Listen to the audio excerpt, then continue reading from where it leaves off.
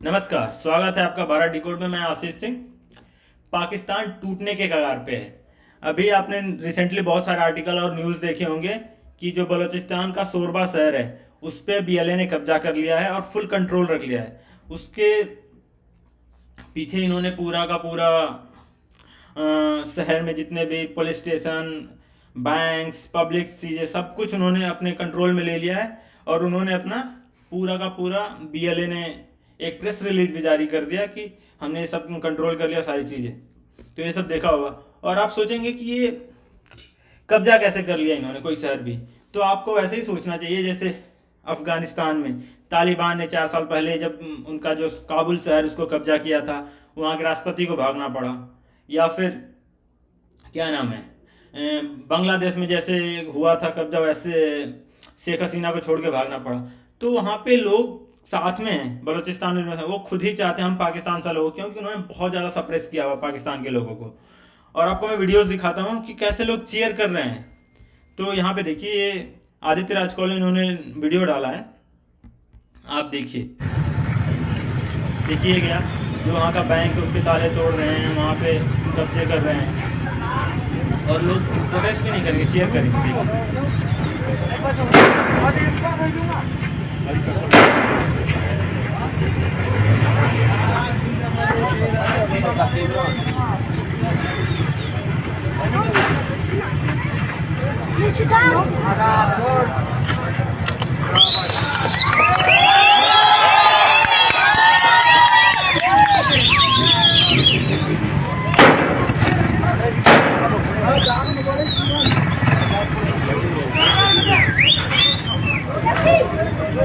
देखिए तो वहाँ के आम जनता चीयर कर रही है। ऐसा नहीं है कि क्या नाम है, बस कुछ बीएलए के लोग हैं बंदूक लेके चल दिए हैं और उनकी वजह से केवल कब्जा हो रहा है। क्योंकि आम जनता भी नहीं चाहती कि पाकिस्तान यहाँ पे आए, पाकिस्तानी आर्मी से परेशान है सब कुछ। और भी मैं वीडियोज आपको दिखाता हूँ, ये देखिए उसी जगह का वीडियो है। यहाँ पे देखिए एक नेशनल बैंक ऑफ पाकिस्तान आप देख रहे हैं, इसको पाकिस्तानी आर्मी का कोई बंदा गार्ड नहीं कर रहा है, ये बीएलए का मेंबर है। ये बंदूक लेके AK-47 लेके घूम रहा है और उसको गार्ड कर रहा है और लोगों को कोई प्रॉब्लम नहीं है। तो अगर देखा जाए तो ऐसे ही कब्जा होता है और इन्होंने पूरे शहर को कंट्रोल कर लिया है। अब देखते हैं कि पाकिस्तान आर्मी इसको वापस लेने की कोशिश करती है या नहीं, या ले पाती भी है कि नहीं ले पाती है।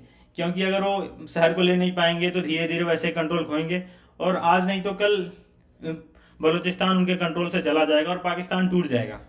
और जैसे बलूचिस्तान टूटेगा कुछ दिनों बाद ये श्योर शॉट है कि सिंध में इस सेम तरह के प्रोटेस्ट शुरू होंगे।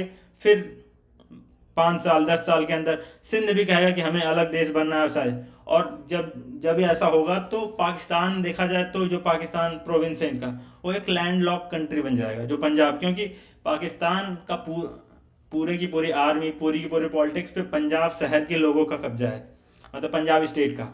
और उनके स्टेट के कब्जे की वजह से क्या होगा कि कल को ये पूरा का पूरा पाकिस्तान केवल पंजाब तक सीमित रह जाएगा। क्योंकि कल आज नहीं तो कल पीओके इंडिया ले लेगा, खैबर पख्तूनख्वा अफगानिस्तान में मिल जाएगा। बलूचिस्तान पर आप देख ही रहे हैं कि आज नहीं तो कल बलूचिस्तान तो बहुत ही नज़दीक है, मतलब समझ लीजिए साल 2 साल के अंदर एक नया देश बन ही जाएगा। उसके बाद सिंध में आएगा प्रोटेस्ट, जैसे खैबर पख्तूनख्वा, वो सारी चीज़ें। तो इंडिया के लोगों को इस चीज़ों से अवेयर रहना चाहिए कि पाकिस्तान में चल क्या रहा है। उनकी जो फील्ड मार्शल है, मैं फील्ड मार्शल नहीं बोलना चाहूँगा, मैं फील्ड मार्शल बोलना चाहूँगा, क्योंकि वो पूरी तरह फेल हो गए अपने ही कंट्री को प्रोटेक्ट करने में। उनका ही देश टूट रहा है और वो बोलते हैं कि हम इंडिया से लड़ेंगे और सारी चीज़ें करेंगे।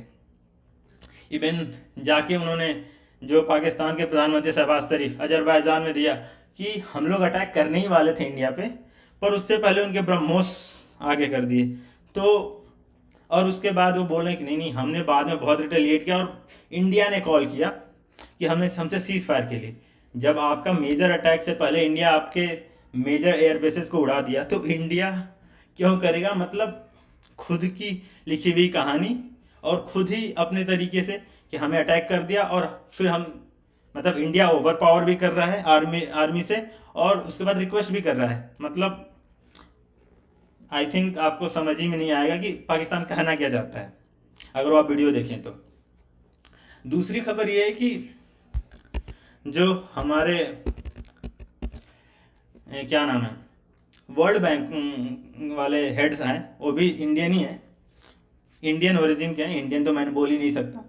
वो उन्होंने क्या किया, 40 बिलियन का इन्वेस्टमेंट प्लान पाकिस्तान के लिए किया है अगले 10 सालों में। और ये देखूं तो इंडिया का फेलियर है कि इंडिया इनको रोक नहीं पा रहा है। पहले आईएमएफ ने लोन दिया 2.1 बिलियन का, उसमें से 1 बिलियन जब हमारा ऑपरेशन सिंदूर चल रहा था तब पास हो गया। अभी इन्होंने बोल रहे हैं कि हम अगले 10 सालों में 40 बिलियन इन्वेस्ट करेंगे, 20 बिलियन उनके पब्लिक इंफ्रास्ट्रक्चर और बाकी चीज़ों के लिए और 20 बिलियन प्राइवेट सेक्टर के लिए। तो वर्ल्ड बैंक को सेम गलती कर रहा है जो आईएमएफ ने किया, ये इंडिया को लगता है। पर पाकिस्तान ये चीज़ सिक्योर कर पा रहा है, इंडिया इसको रोक नहीं पा रहा। ये सबसे बड़ी इंडिया की हार है। और इन्होंने क्या बोला है अगर देखा जाए तो, इन्होंने बोला है कि 10 ईयर में make significant engagement with the country persistent troubling with economic insistence.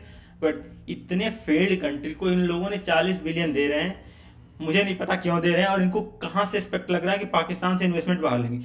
और इंडिया के बार बार बोलने से कि आप जितने भी पैसे देंगे पाकिस्तान को सबके सब टेररिस्ट को जाएगा, क्योंकि उनकी जो आर्मी है वो टेररिस्ट को पालती है, वो देती है। और आपको भी पता पाकिस्तान के पूरे बजट का 50% आर्मी लेके जाती है और उस 50% से मेजरली इंडिया में टेररिज्म को बढ़ावा दिया जाता है, सबको दिया जाता है। तो इंडिया को इसके बारे में करना चाहिए, इंडिया को कंट्रोल करना नहीं, इंडिया नैरेटिव कंट्रोल कर पा रहा है, पाकिस्तान झूठ पे झूठ फैलाया जा रहा है।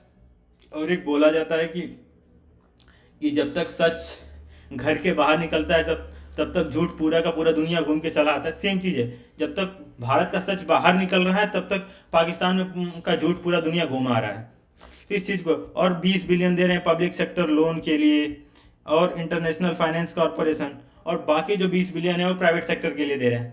तो ये इंडिया का फेलियर है। इंडिया को इस चीज़ पे काम करना चाहिए और अपना प्रभुत्व बढ़ाना चाहिए। जो इंटरनेशनल ऑर्गेनाइजेशंस है जैसे वर्ल्ड बैंक, आईएमएफ और जो ग्रे लिस्ट में डालने के लिए होता है इंटरनेशनल टास्क फोर्स, जो है सब कुछ में अपना प्रभुत्व बढ़ाना पड़ेगा, नहीं तो हम पाकिस्तान को कंट्रोल नहीं कर पाएंगे।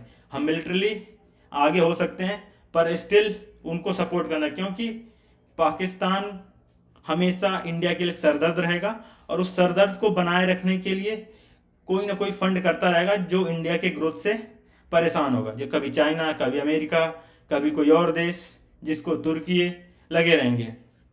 इस चीज़ पे वर्क करना पड़ेगा। मैं बस यही बताने वाला था कि देखेंगे तो ये सारी बड़ी कंपनियां जिसके हेड या तो इंडियन ओरिजिन के हैं या तो उनके पेरेंट इंडियन है या कुछ हैं, पर स्टिल इवन वर्ल्ड बैंक के जो हेड है वो अजय बंगा, वो भी इंडियन ओरिजिन के हैं। लेकिन हम इस चीज़ों को कंट्रोल नहीं कर पा रहे हैं, नैरेटिव कंट्रोल नहीं कर पा रहे हैं, इन चीज़ों को रोक नहीं पा रहे हैं। हमें या तो इंडियन लोग हैं ये ज़रूर, पर ये इंडियन कल्चर से जुड़े हुए नहीं हैं, इंडिया को छोड़ चुके हैं ये और इंडिया के बारे में उतना नहीं सोचते। और या तो हम उनसे अच्छे से कम्युनिकेट नहीं कर पा रहे, हमारी गवर्नमेंट अच्छे से नैरेटिव कंट्रोल नहीं कर पा रही है। तो मुझे लगता है कि इंडिया को इस पर काम करना चाहिए और देखिए आगे क्या होता है। अगर आपको वीडियो अच्छा लगा है तो वीडियो को लाइक करिए, अपने दोस्तों के साथ शेयर करिए और चैनल को सब्सक्राइब जरूर करिए। मिलते हैं अगले वीडियो में।